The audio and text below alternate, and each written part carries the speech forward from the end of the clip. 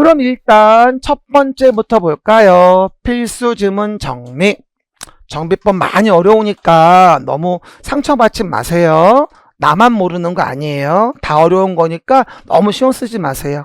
나중에 또 한번 괜찮아질 거예요. 그쵸? 봅시다. 그러면 사업 시행자가 사업 시행 계획 인가고시 있고 나서 며칠 내 다음의 내용을 소유자에게 통지하고 일간신문에 공고한다고 했어요. 120일. 120일 이내에 1, 2 뭐하죠? 3번에 대한 부분과 4번의 내용을 소유자에 통지하고 3과 토지 등 소유자 외의 권리자의 권리신고 방법을 일간신문에 공고하게 됩니다. 근데 요거 앞에서 이 얘기 안 했다. 하나만 더 얘기합시다. 앞에 봐봐요. 아까 관리처분할 때 요거 좀 얘기합시다. 봐봐. 126페이지 봐봐요. 아까 제가 여기서 분양신청 절차 얘기할 때 사업시행계획 인가고시 있고 120일 내에 소유자에 통지하고 일간신문에 공고한다고 했잖아. 이 중에 아직 안 나온 게 뭐 있냐면 요게 안 나왔어요. 토지 등 소유자 1, 2이 시행하는 재개발 사업을 제외해요. 재개발은 유일하게 뭐였죠? 토지 등 소유자가 직접 시행할 수도 있죠. 그러면 토지 등 소유자가 1, 2이 시행하는 재개발이 가능한데 이 재개발은 1인이면 다 지 거잖아요. 분양공고 통지할 이유가 없죠. 다 지 거니까. 한번 나와야 돼요. 토등소 1, 2이 시행하는 재개발 사업은 통지공고는 필요 없다. 그쵸? 그 내용. 나중엔 제가 뭘 통지하는지 뭘 공고하는지도 3, 4, 5는 구분해 드릴 거예요. 지금은 사이즈만 먼저 이해합시다. 한 번 더. 사업시행자는 사업시행계획 인가고시 있은 날부터 120일 이내에 1, 2, 3, 4의 내용을 소유자에 통지하고 3과 소유자 외의 권리자 신고 방법을 일간신문에 공고하는데 다만 토지 등 소유자 1, 2이 시행하는 재개발 사업 이거 한 번은 나와야 하는데 토지 등 소유자 1, 2이 시행하는 재개발은 통지 공고 필요 없다. 기억 좀 합시다. 그리고 요번 시험 나올 거 36회라 강조했던 요거 뭐다? 관리처분 계획의 내용. 간단히 말하면 분양, 가격, 철거. 뭐라고요? 분양, 철거, 가격. 그거나. 그렇죠? 했죠? 그러면 네 가지. 첫 번째, 분양 예정인. 예정은 정확히 몰라 아직. 대지건축물 말해봐. 추산액. 또 종전의 토지건축물 명세. 언제 기준? 사업시행계획. 사업시행계획 인가고시 있은 날 기준으로 한 가격. 사업시행계획 인가고시 있은 날 기준으로 한 가격. 정비 사업비도 정확히 모르니까 추산액. 하지만 뭐는 재건축 부담금 포함. 외울라 하지 말고 재건축 초과이익 환수에 대한 부담금을 제외시키면 나중에 뿌라 마이너가 안 맞아요. 그럼 추가 분담금을 조합원한테 부담시켜야 되기 때문에 두 번 일을 해야 돼요. 포함시키는 게 맞아요. 그러니까 이해를 하세요. 됐고요. 또 세입자별 손실보상. 세입자별 손실보상을 위한 권리명세와 평가액. 어쨌든 관리처분계획 내용은 나와야 하니까 내용 좀 이해해 보시면 되고요. 3번, 4번은 아직 배운 게 아니라서 나중에. 그리고 오른쪽에 5번 잘 나옵니다. 일단 무슨 사업이에요? 재개발 사업에 대한 관리처분이죠. 다시 얘기합니다만 정비사업은 재개발인지 재건축인지 반드시 구분하셔야 돼요. 재개발 관리처분은 뭘 제외하죠? 지상권자. 또 갑자기 조용하네. 뭐라고요? 재개발 사업은 지상권자를 제외한 정비구역의 토지 등 소유자에게 뭐하죠? 분양해야 한다. 재개발. 한 번 더 물어봐요. 재개발의 소유자 정의.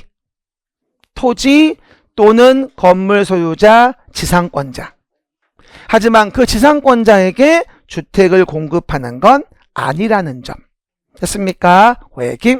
또한 사업시행자가 토지주택공사 등, 시작. 사업시행자가 토지주택공사 등인 경우 분양 대상자와 사업시행자가 키워드 공동 소유하는 방식으로 전용 면적 60제곱미터 이하인 주택에 한정하여 뭐를? 지분형 주택. 공동 소유 나오면 지분이라니까. 지분형 주택을 공급할 수 있다. 됐죠? 그래서 가치점 기억하시고. 그리고 관리처분 계획이 인가되어지면 그 효과는 인가받은 후 기존 건축물을 말해봐.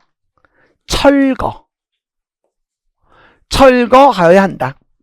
다만 예외적으로 폐공가 밀집, 범죄 발생 우려 있는 등에는 기존 건축물 소유자의 동의 및 시장군수의 등의 허가를 받아 해당 건축물을 철거할 수도 있고, 이 경우 건축물의 철거는 뭐하죠?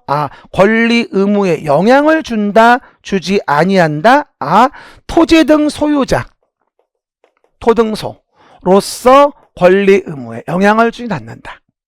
토지 등 소유자, 토등소로서의 권리 의무에 뭐다? 영향은 주지 않는다. 됐죠? 그 다음 7번. 정비사업의 시행으로, 잘 봐봐요. 지상권, 전세권, 임차권의 설정 목적을 달성할 수 없다면 권리자는 계약을 적법하게 해지할 수 있다. 한 번 더 물어봅시다. 관리처분계획 인가효과, 철거, 사용수익 정지, 지상권 등 계약 해지. 시작. 관리처분계획 인가효과, 철거, 그 다음 두 번째 사용수익 정지, 지상권 등 계약 해지예요. 그거죠. 계약을 해지할 수 있는 자가 가지는 전세금, 보증금, 그 밖에 계약상의 금전반환 청구권 누구에게? 사업 시행자에게 행사할 수 있다. 무조건 소유자에게만 행사해야 한다가 아니다. 그리고 또 하나 8번 본다면 정비구역의 지정은 봐봐. 해제된 것으로 본다. 해제 간주. 준공인가고시 있은 날 다음 날이죠. 됐습니까? 근데 이걸 한 가지 말씀 안 드린 게 있네, 이거. 말 안 하려고 했는데 시간도 없는데. 앞에 좀 봐봐요. 말 안 하려고 했는데. 표정은 그냥 가자. 다 했어. 여기 좀 봐봐. 아까 제가 준공인가가 되면 다음날 해제 간주한다고 했죠.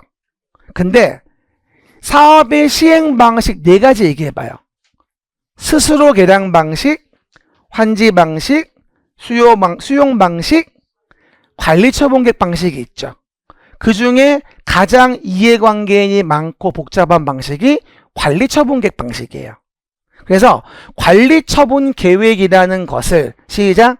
관리처분계획이라는 것을 수립하는 경우에는 이해관계인이 많거든.